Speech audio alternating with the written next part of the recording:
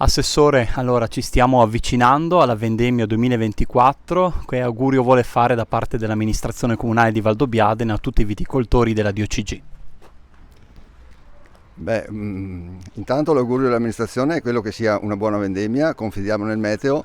Purtroppo quest'anno è stata un'annata molto piovosa all'inizio e poi ha proprio ribaltato la situazione, però già dalla prossima settimana avrebbero messo pioggia, quindi si confida in una vendemmia abbastanza buona.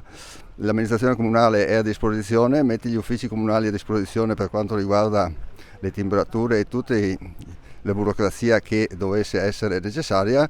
Dovrebbe partire questa settimana, oppure essere già arrivate le aziende un vademecum su quello che riguarda i reflui di cantina, gli smaltimenti e quant'altro. Comunque è sempre a disposizione con i propri uffici per delucidazioni prima di incorrere in qualche sanzione. Quanto sono importanti riunioni come quella di stasera in Villa dei Cedri? Sicuramente sono importanti. Ringrazio il Presidente Adami del Consorzio Valdobbiadene DOCG per queste riunioni che fanno sì che comunque anche i piccoli produttori riescano ad arrivare a un'istituzione molto importante per il territorio.